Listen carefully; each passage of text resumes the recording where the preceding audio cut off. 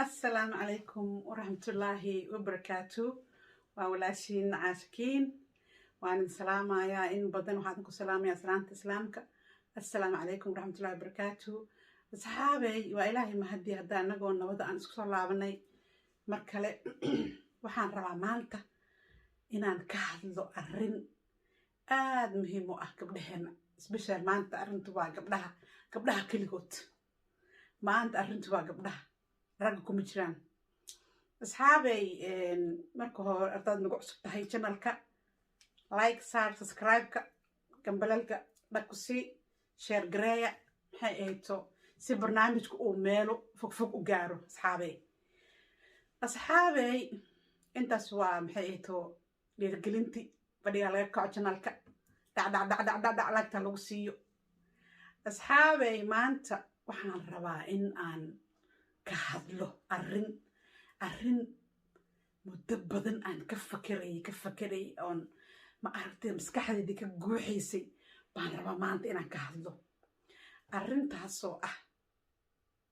5 waxyaalood 5 arrin 1 iyo 2 maaha waa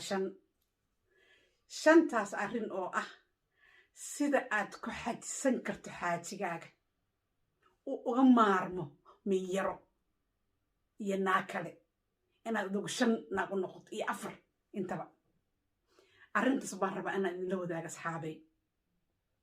gabdhaha Soomaaliyeed waxaa soo kartay sida waajiilaal u soo kartay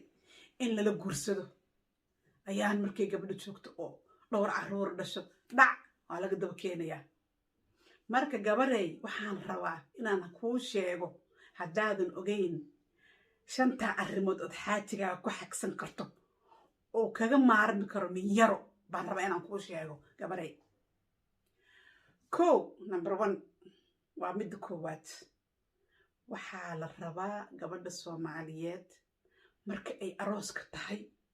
oo ay cusub tahay sida ay xaajigeedu ku tahay inay nolosheeda inta ka dhiman ku ahaato oysan dhihin iga daa caruurti xaajigu wuxuu u baahan yahay waqti laftigiisa in la geliyo caruurtu xaajigay ka daba yimaadeen isagaa ka horreeyay taa aqligaaga geli gabarey aqligaaga taa geli xaajigu caruurta asaa ka mudnaan leh annagu haddaan Soomaalinahay caruurtii ilmihii ma jirto waxaa ninku asaaba ilma ahba asaaba raba in la koolkooliyo oo ma aragtay xaajiyo maxaa kuu qaraar isagaaba wuxuu u baahan yahay in waqti la geliyo marka gabarey haddii aad berigi lagu guursanayay iyo maanta isku mid tahay adigooba iisoo sheeg haddii aad isbedeshayna oo maanta aad nooc kale ula dhaqantid xaajigaaga adaa isu keena in lagula guursado miyaro in lagaa daba keeno adaa isu keentay because hawshaadi baa gabtay qofka hadduu hawshiisa gabo oo qolo kalaa la shaqaalaysiinaya ma garatay marka gabdhaha Soomaaliyeed waxaan u sheegayaa halkaan uga soo sheegayaa sida ay xaajigooda ku xagsan karaan sida uu xaajigooda uga maarmo inuu naag kale ku fikiro adigu iska dhig 4 naag Xaliimo Sahro Samiira Maryam adigu iska dhig waa iska dhigi kartaa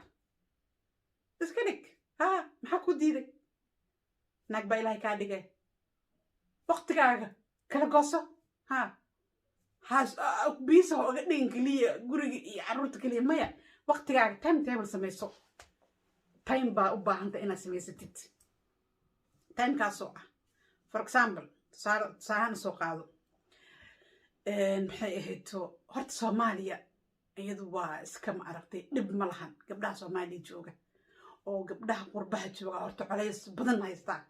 Soomaaliya naagta joogta ee ku kaliftay ninkeeda inuu miyir raadiyo ayada is dhigtay meesha because Soomaaliya waxaad haysataa opportunity badan oo ku xajisan karta xaajigaaga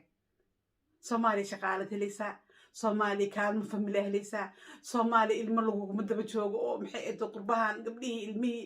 iskuulka baa laga fiirinayo consultant bureau oo maxay ay meeshii MCH ka caruurta laga fiirinayo saasa horta loogu soo wada jeedaa baa gabdhaha qurbaha jooga laakiin gabdhaha Soomaaliya jooga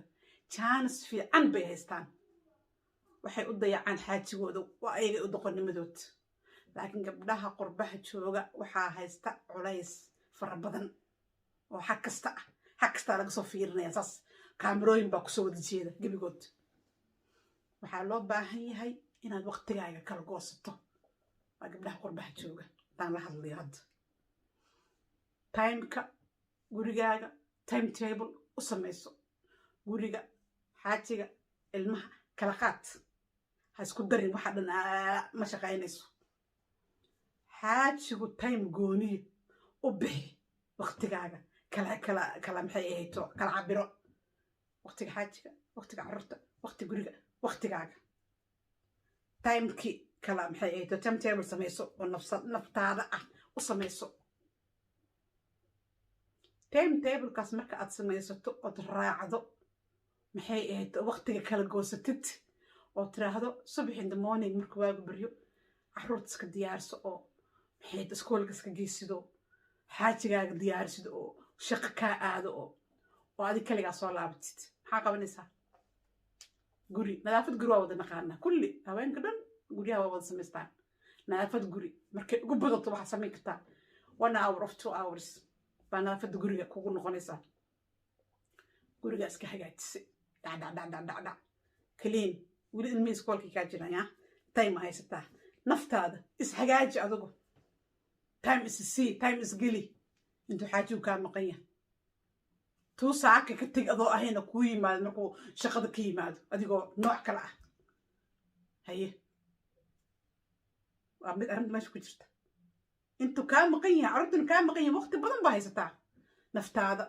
gurigaaga maxay ahayto shaqooyinkaaga galo ku gaarka ah waa kugu filanta haddii aadan maxay ahayto isbrobleeminin oo adigu aadan buuq isku firin oo dhihin maxaan sameeyaa lagaa adduunka ilaahay qofka hadduu organize lahayn waa arrinta ugu xun ee gabdhaha soomaalida haysata organize la-aan waxaa loo baahan yahay qofku inuu organize leeyahay maanta waxaa leedahay shaqada guriga kala qaado dhacdhacdhac kala qaybi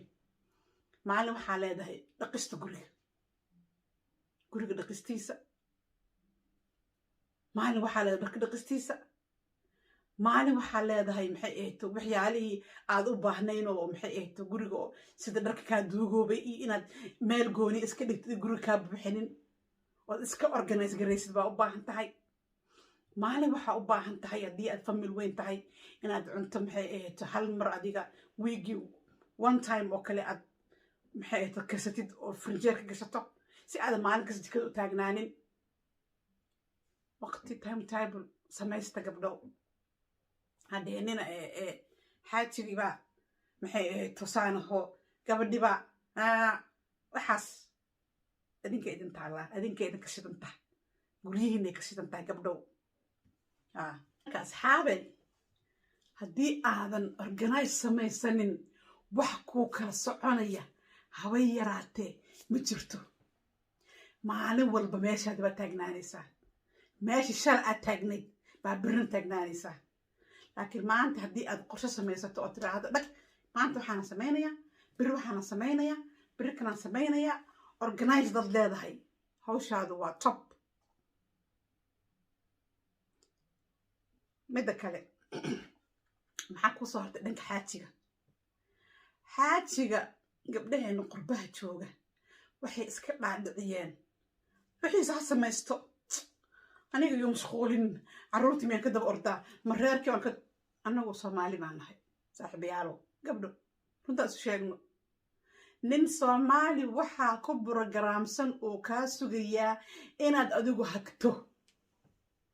inaad adigu diyaariso amba qurbo joog amba soomaali joog waa unkii isma bedelo taa qalbigiina geliya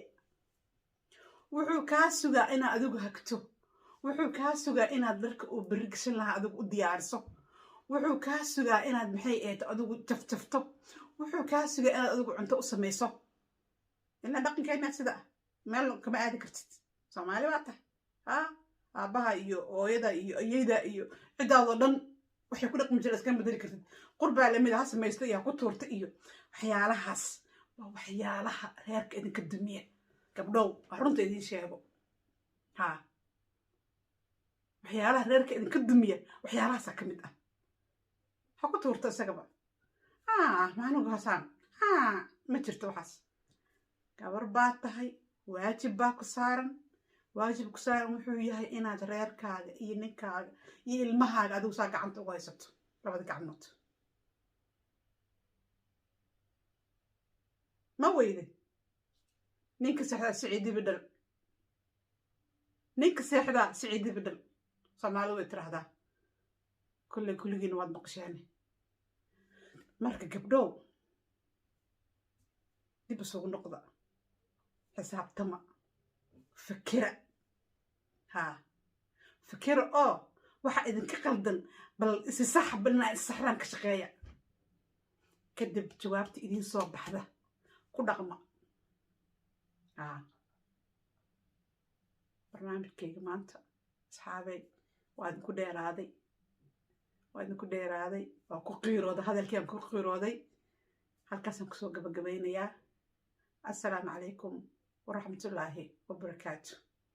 wixii ra'yi aad qabtid oo arrinta ayada ku saabsan kasoo hadlay commentiga iigu